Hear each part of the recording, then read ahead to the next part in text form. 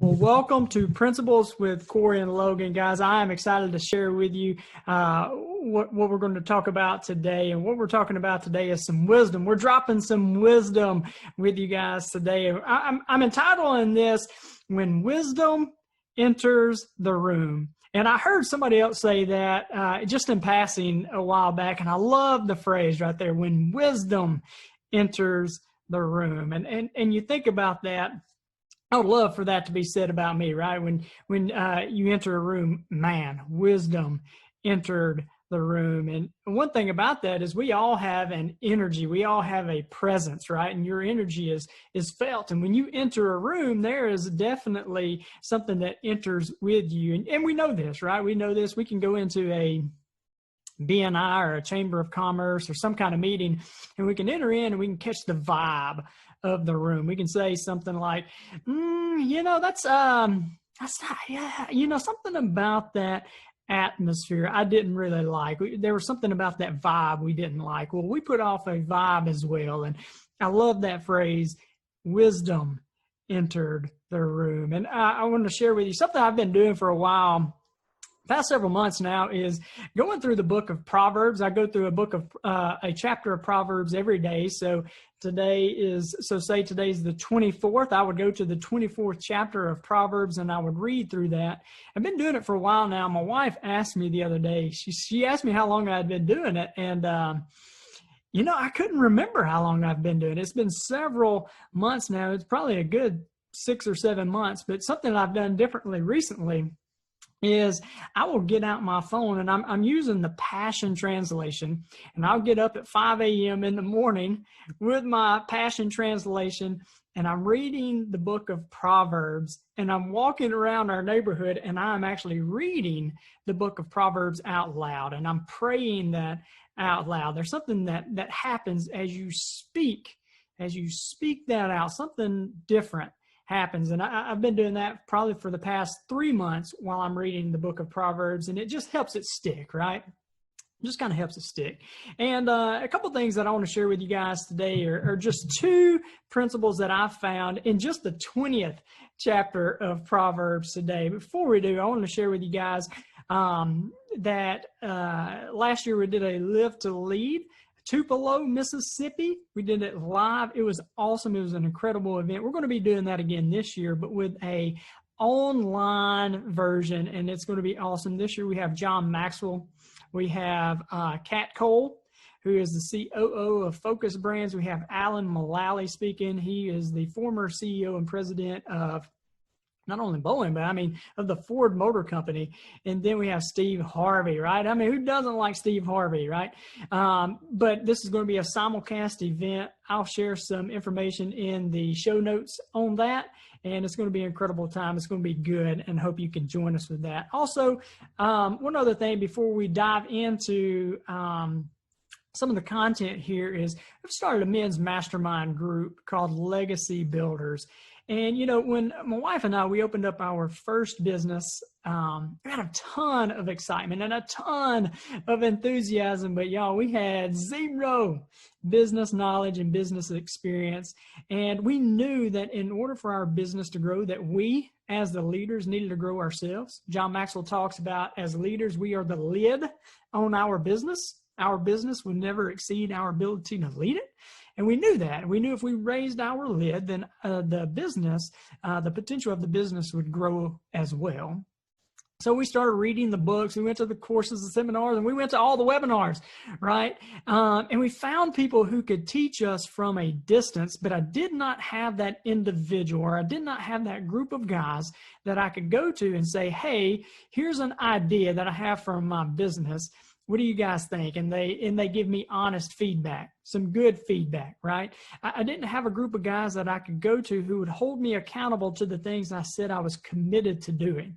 See, one of the things we do is we judge other people based off of their actions, but we judge ourselves based off of our intentions. I intended to do that. We let ourselves off the hook. I didn't have a group of guys who wouldn't let me off the hook, but who also would be transparent with me, who could also serve as guardrails as I wanted to grow my business, but not at the expense of my faith, my family, or my fitness. And, I needed something like that. So what we did, we just created it, right? That's what entrepreneurs do. We create.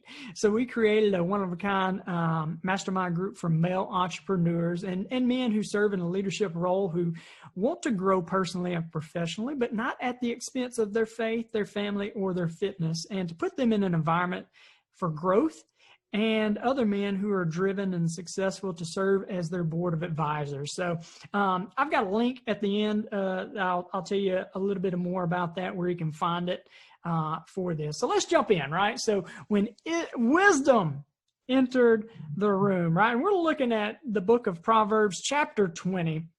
And I'm going to read this to you from the Passion Translation. I love this from the Passion Translation. So this is chapter 20, verse 3. Okay, now I'm going to just read this to you as I get this pulled up. Here it is. A person of honor will put an argument to rest. Only the stupid want to pick a fight.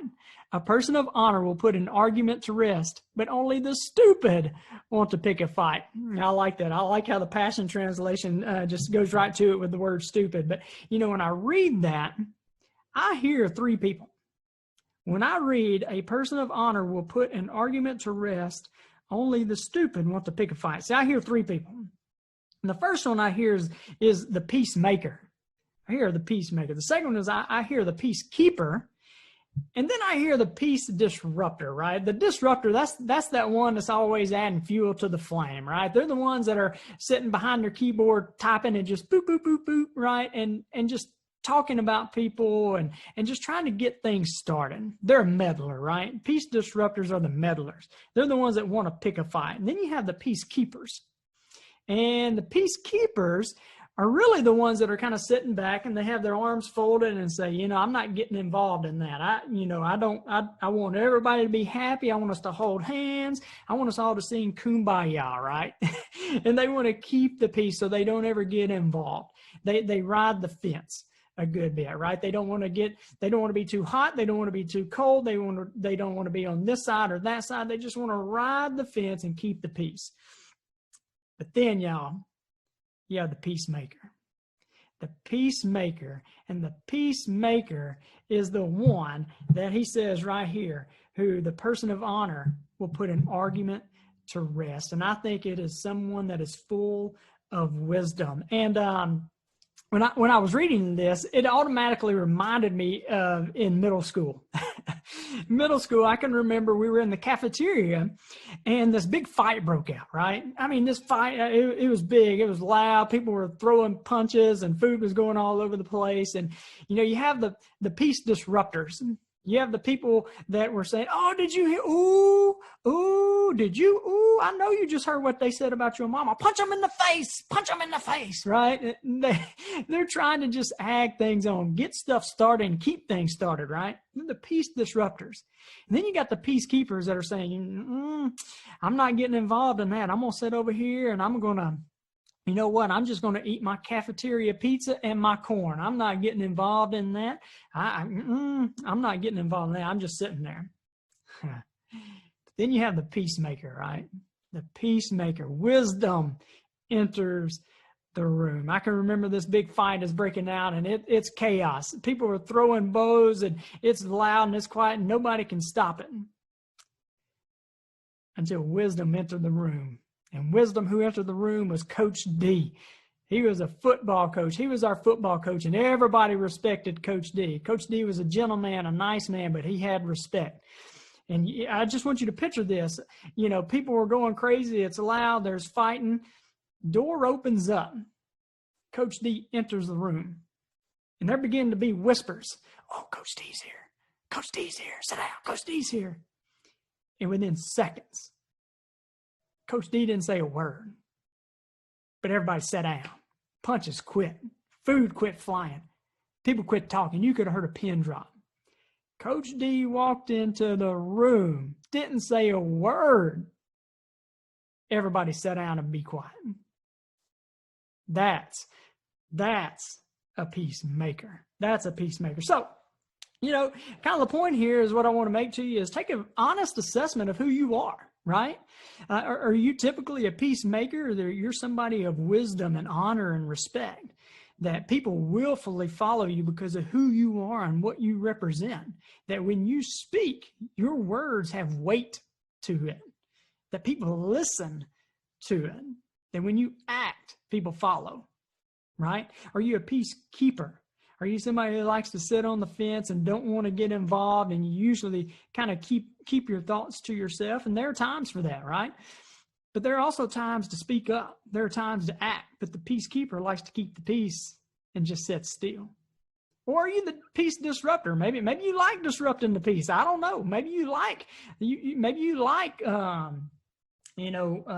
disrupting the peace. Maybe you like being a gossip and all those kind of things. But I would say take an honest assessment of who you are, which of the three you are, and then who do you want to be? Which of the three do you want to be? I'll be honest with you, for a long time, and I still struggle with it as a peacekeeper, right? I want everybody to hold hands and sing Kumbaya, but that's not the reality, right? For a long time, I was a peacekeeper, but who I want to be is that peacemaker. I want to be a leader that others willfully follow because of who I am and what I represent. So take an honest assessment of who you are and who you want to be. And if there's a gap, if there's a difference between the two, what needs to change to shorten that gap? So that's Proverbs 20, verse number 3. A person of honor will put an argument to rest. Only the stupid will to pick a fight. So here's the next one right here I want to share with you. This is still in the same chapter, but this is verse 21 right here, okay? And this is what verse 21 says. If an inheritance is gained too early in life, it will not be blessed in the end. If an inheritance is gained too early in life, it will not be blessed in the end. And when I hear that, I read too early means not ready. You ain't ready yet, right? You haven't become the man or woman prepared to keep whatever that is, right? You think about lottery winners when they win millions and millions of dollars. If you look back, majority of those are either dead or dead broke, right? They've gone bankrupt. And you say, how in the world can someone who is given 40 and 50 and 60 million dollars, how can they be dead broke within years? Well, you know what it is they haven't developed the habits of a millionaire. They haven't developed the mindset of a millionaire. They haven't developed the disciplines of a millionaire, and it just kind of slips right through their hands. You've probably seen millionaires. Two that just immediately come to mind are Dave Ramsey and Donald Trump. You know, they were millionaires. They went bankrupt, and then they earned it back. And they earned it back because they had become the type of person who was a millionaire. They had developed the mindsets, the habits, the disciplines of a millionaire.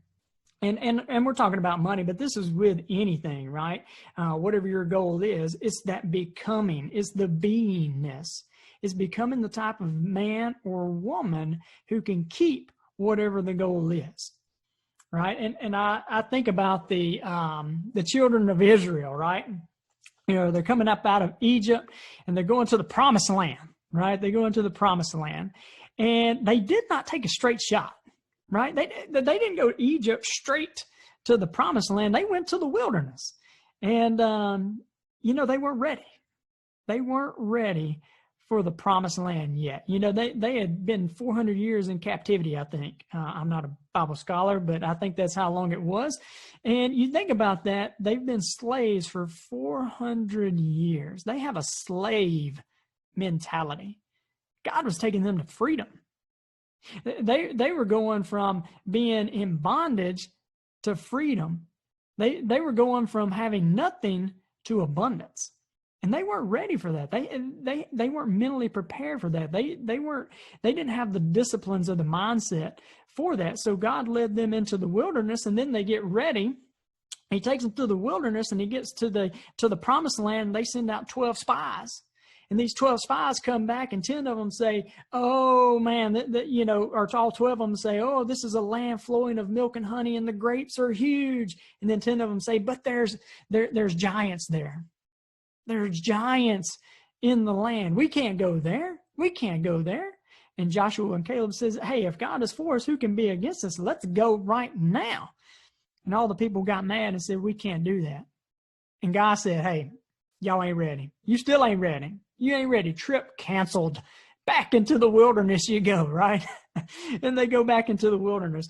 And for us, I kind of make light of that, but we're the same way, right? We're sitting in a place called here, and there's a place we want to get to called there. And in this society of this microwave society of instant popcorn and instant oatmeal and Instagram, we want instant success and we want instant results, right? But there's a journey that we have to go on. And we need to learn the lessons of the journey so that once we get to the place we're going, once we get to the promised land, we can be men and women who can stay in the promised land.